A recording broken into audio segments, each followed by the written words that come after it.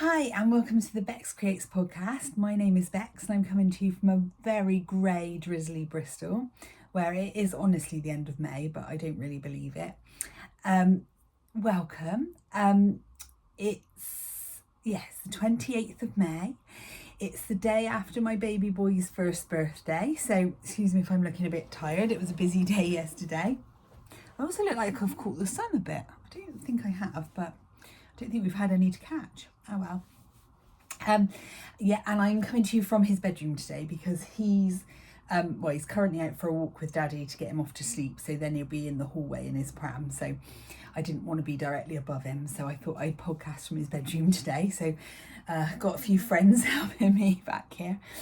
So I wanted to come and podcast. I've got a couple of projects which I've got a big project which I've cast on since the last episode, and I'm enjoying so much it's almost finished, so I kind of wanted to show it to you as a work in progress. And also I've got the result of the giveaway that I did in the last episode, so I thought I needed to come on and share that winner with you as well. It's half term in the UK, so I am off work, although I am only working one day a week now, so it doesn't feel like it makes a massive amount of difference to me now. In fact, I kind of miss work when it's the school holidays now, which is just beyond weird. But Paul, my husband, is off work this week, hence taking Jasper out for a walk. And we're having a fairly quiet week. We obviously had birthday celebrations yesterday, and we're going to Centre Parks for the weekend with his family on Friday. So in between is just going to be some hopefully quiet days at home, so Jasper can play with his new toys, and hopefully I can knit, and a lot of packing and organising for the weekend. So we'll see how that goes anyway. But yes, I've got a few finished objects to show you, a few works in progress, although there's one that I've really been working on particularly, and no acquisitions. Whoa. But it is flock next month, so there will be some next time.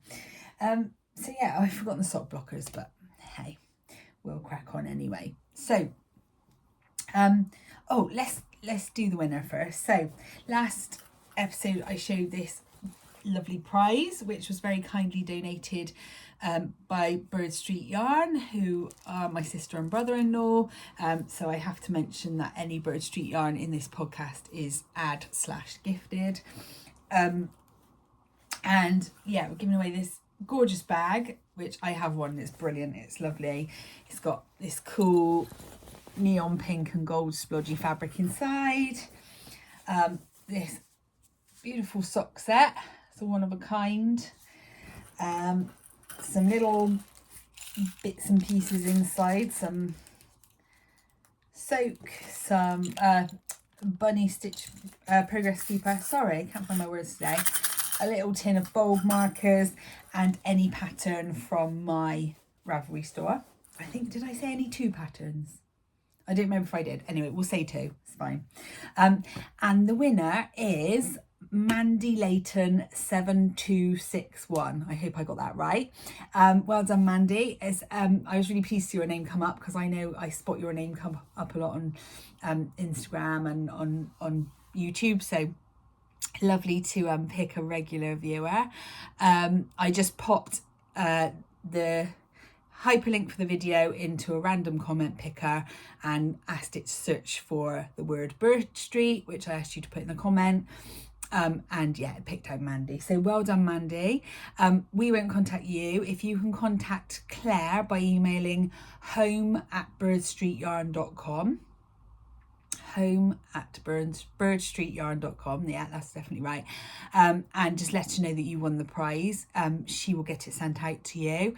And then if you can message me on either, preferably Instagram, or Ravelry, and Mrsbdiddy on both, and let me know which patterns you would like from my Ravelry store, I can arrange to get those sent to you.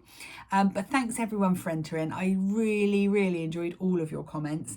It was lovely to know that you all enjoy the fact that I use a lot of Bird Street yarn, and that lots of you like to see it knit up, and lots of you enjoy seeing it because maybe it's not very accessible to you because you live too far away. They do post worldwide, but I know that shipping costs are very prohibitive these days. And they can also be found in yarn stores across the world. So, you know, if you're local to Amsterdam or LA, then do keep an eye out. But anyway, sorry, I'm waffling. Yeah, it was just lovely to hear that you love seeing the Bird Street yarn on my podcast. And yeah, I just had lots of lovely comments, and it was really lovely to hear from you. So, you know, do keep leaving those comments. I do love to hear them. I didn't actually reply to many on that one because I didn't want to like muddy the waters of picking a winner, but you know, usually I do try and respond where I can, or at least like the comments. So yeah, please do carry on leaving those because I really enjoyed them. So without further ado, let's get on. So yeah, Mandy, contact Claire and let her know you've won the prize. I will give it to her when I see her later in the week, so she's got it to send out to you, and let me know which patterns you would like. Anyway, first finished object of the day today are these beautiful socks. I think I showed these as a work in progress last time, but they didn't have a name. Hannah has now released the pattern. So these are the Coral Cove socks by Yarnia Designs. And they are just beautiful. I loved knitting these. You can see I've done a super long leg because I wanted to do 2 full repeats of the colour. Like 2 full colour repeats, that's the word. Sorry, there's gonna be a lot of that today. So they've got a nice long leg, really pleased with them. I love the colours. The colours are just a plain undyed yarn, and then a mini set from Bird Street Yarn, which were the Do You Think He Saw Us minis, which were the March edition of the Reimagined Club. But lots of these colours are available in their permanent semi-solid collection, semi-solid / tonal collection.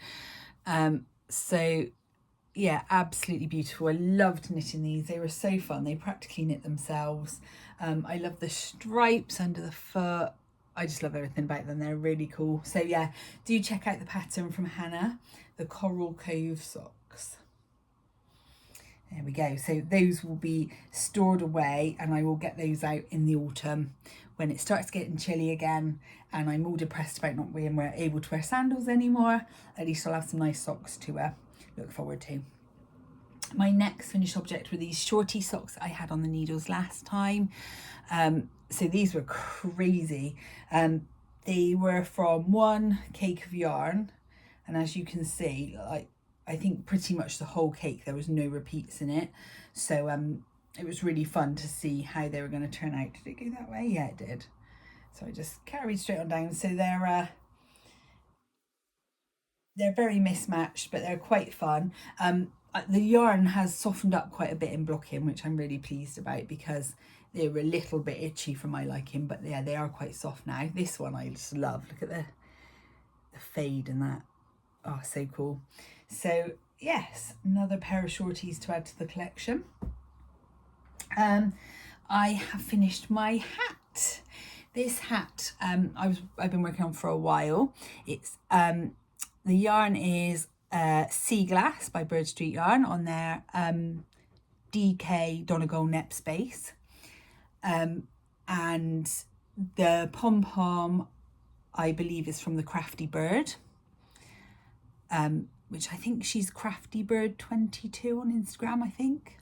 I might have completely made that up, but I think so. And yes, what I actually did was I knit the pattern. It's called the Jasper hat, which I've forgotten the name of the designer, but so it's designed to be like sort of a waffly broken rib sort of texture.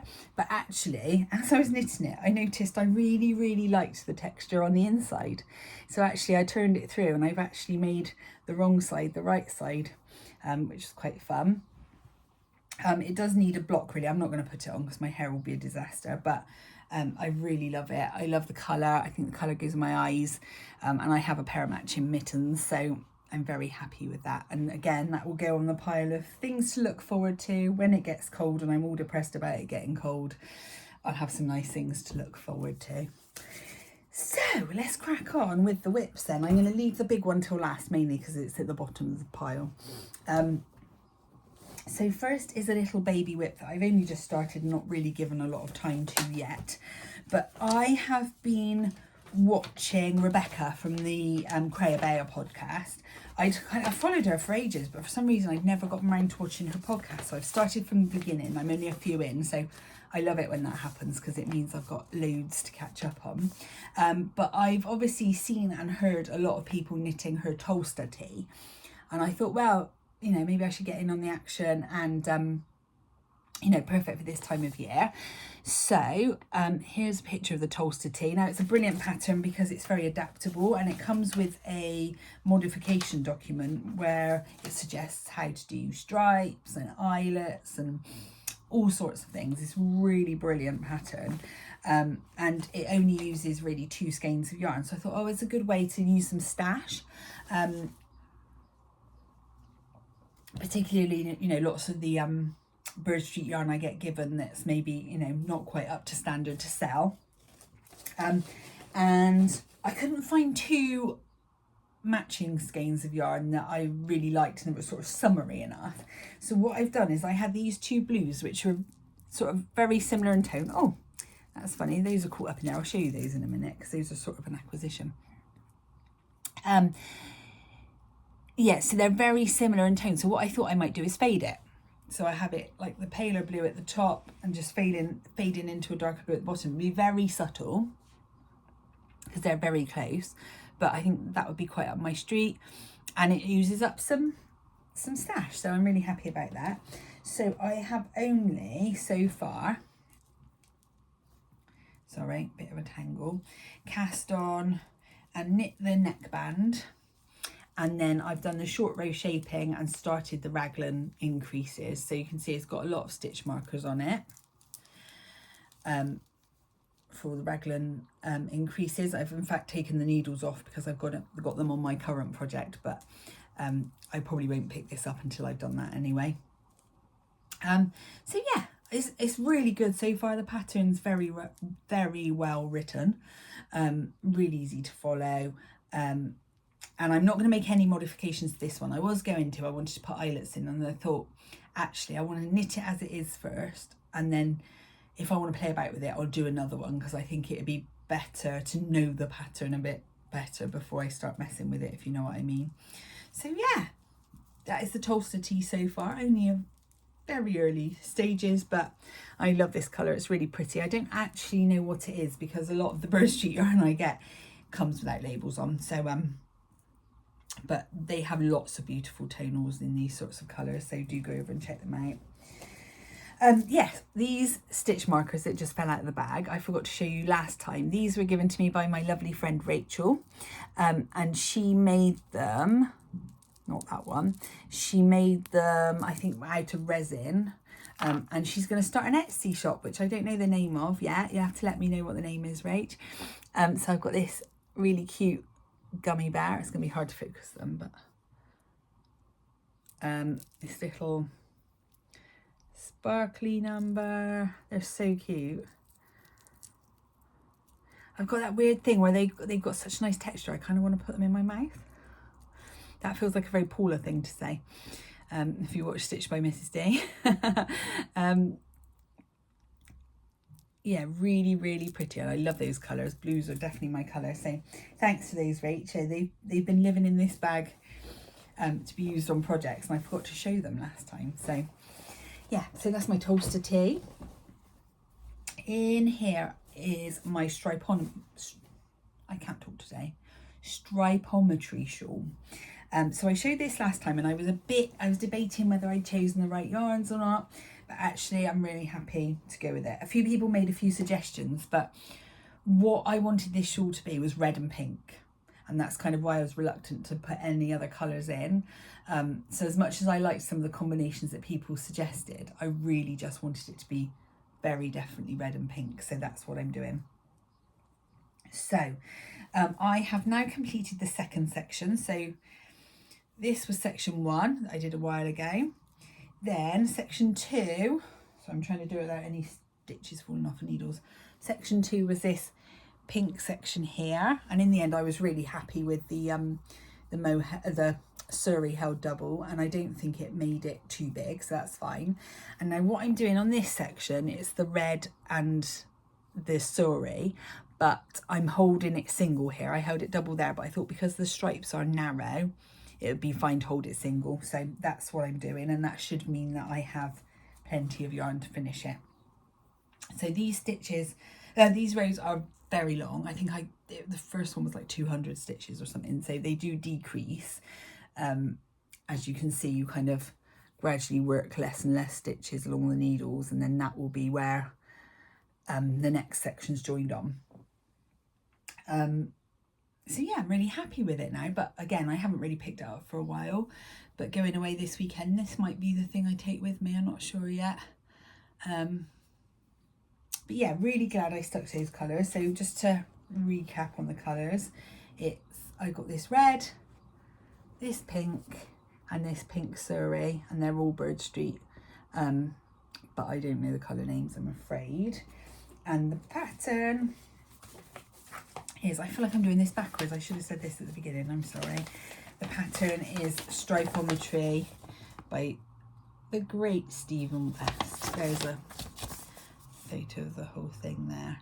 I just love it. It's really fun. It is a really fun knit, and I will get back to it when I've finished my big project. So yeah, really happy with that one. Next is just my sort of quick car knitting, nap knitting type project, and that's another pair of shorty socks. This one, as you know, I've been trying to perfect my shorty sock recipe because my shorty socks were annoying me. They were all falling off my ankles, so I got rid of lots of them.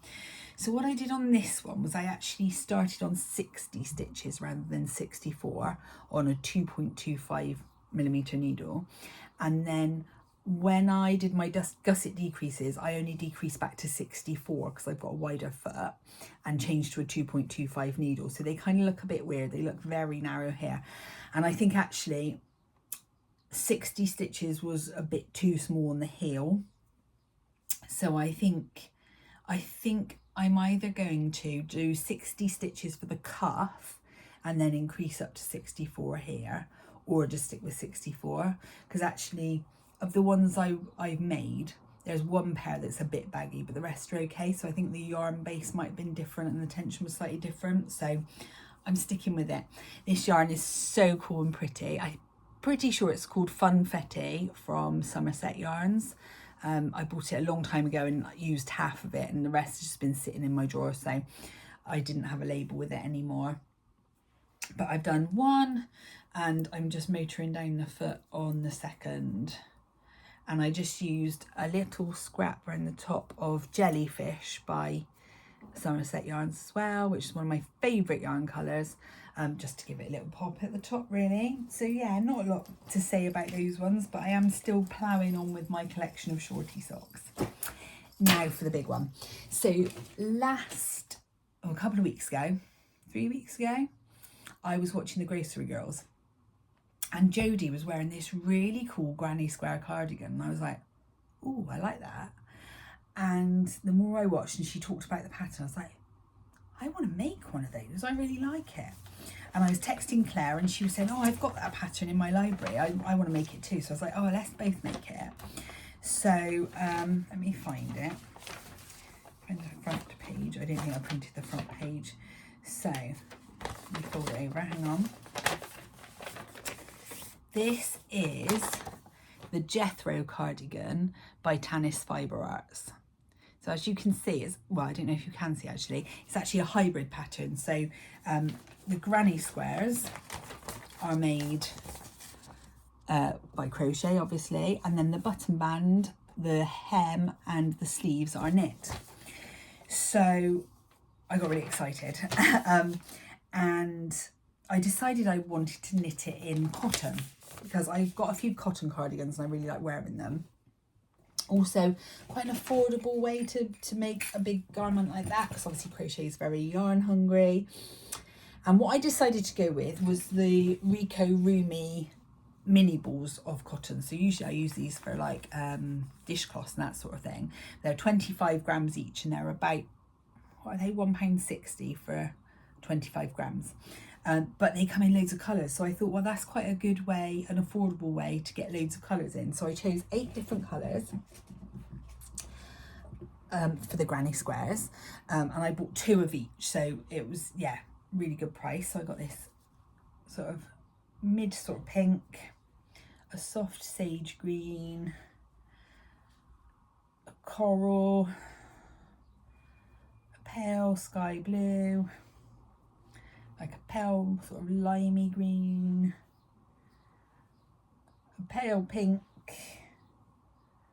a lilac. Oh, that's blowing out a bit. Can't get the colour right there. That's really blowing out. It's a bit darker than that. And a pale peach. So together, I really liked it. I went to my local yarn store to pick them up. Local yarn store, not American, local yarn shop to pick them up. And just found colours that I really liked together. And I had this picture of wearing this cardigan with like either crop jeans and a white vest, or like denim shorts and a white vest. I thought it looked really cute and kind of summery, so I wanted to go with like pretty pastel-y colours. And then I got some Sirdar Snuggly 100% cotton in this. Oh, it's blowing out again. That's really bad. I can't show you really. It's a very pale grey basically. I can't remember what colour it was, but it's very, very pale grey, so you might see it better in the actual garment. So I set about knitting the squares, crocheting the squares. So they're not too bad. I think for my size it was 36 squares, so it's not too bad. Obviously a lot of ends to weave in, so I made sure I wove them in as I went. And also the pattern comes with a link to a really good video for a continuous join as you go. So what I did was I crocheted the first 2 rows, joined those together, and then just added 1 row at a time from there on. And it kind of broke up the whole process. It wasn't, you know, like, oh, I crocheted loads of squares and that was really fun and now I've got to do all the boring joining. It's been a really, really lovely process. So I've made a lot of progress, which is why I wanted to come and show you today before I finished it. So far I have done the back. And the joining method's so clever, I really love it. I've done the 2 front panels.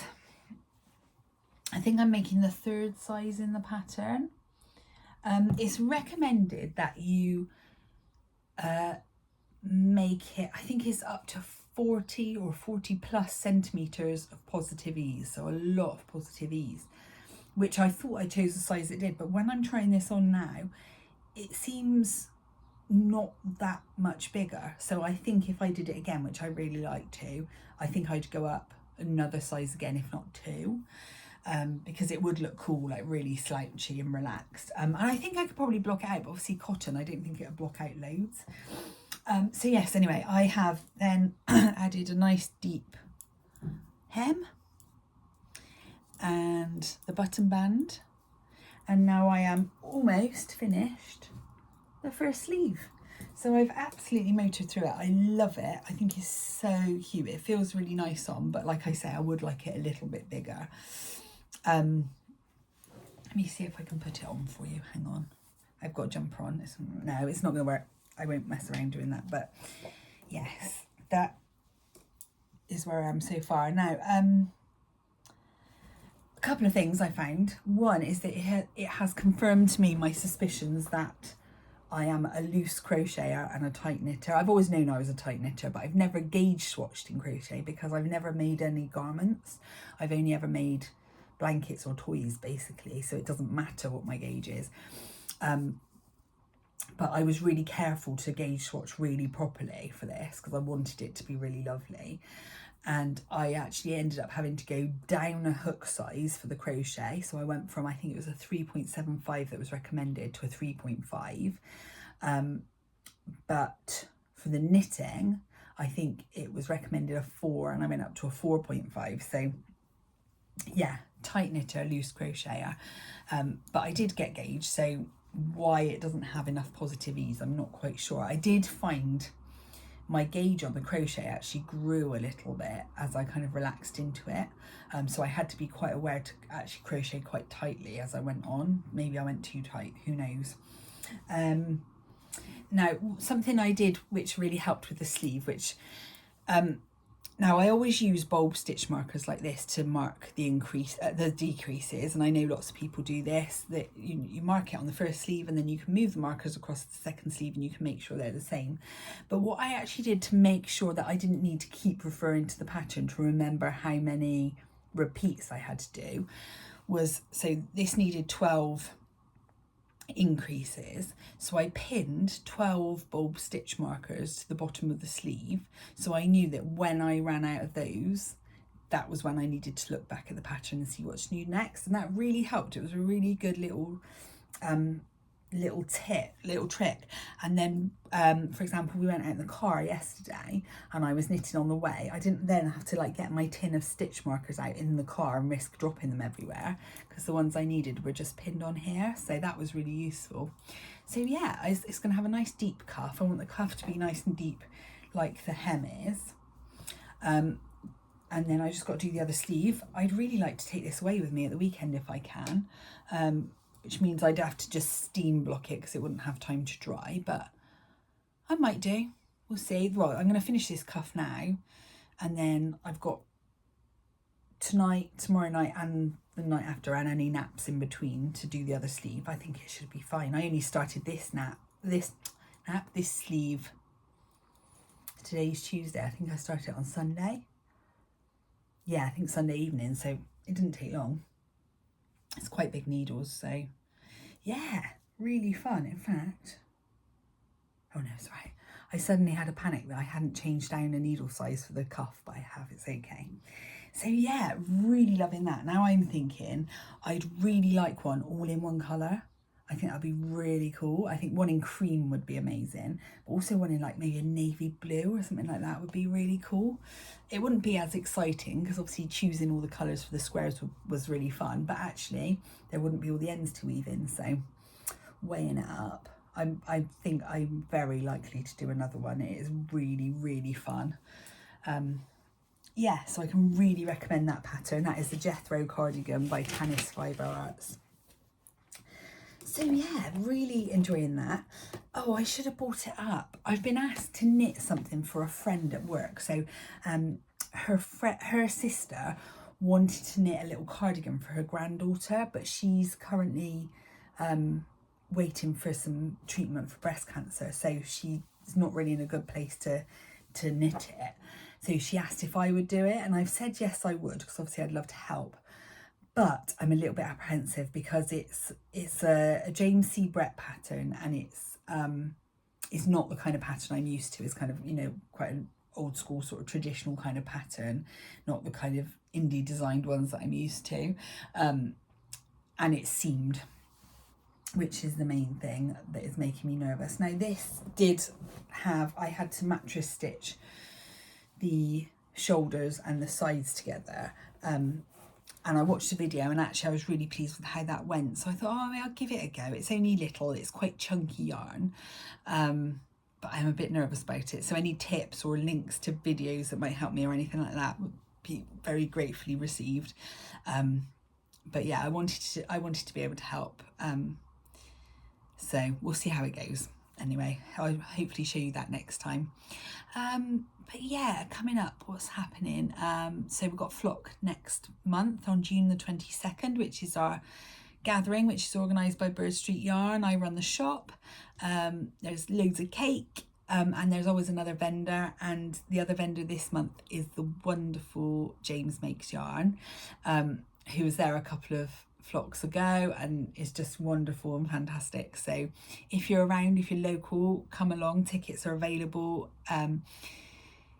Yeah, it's just wonderful. It's a lovely, welcoming, warm, happy, friendly space. There are games, like I said, there's cake, there are photo shoots, there's all sorts going on. It's really fun. So yeah, if you're around, I'm really looking forward to that. Always the highlight, going to Flock. And yeah, just hoping to get a bit more knitting time in. who knows what I'm going to knit next. Hopefully some more summery sort of garments. Yeah, I'm waffling now anyway, so I need to go because Jasper's asleep, so I've got some knitting time until he wakes up, so I need to make the most of it. So take care of yourselves, and I will see you next time. Happy knitting, bye.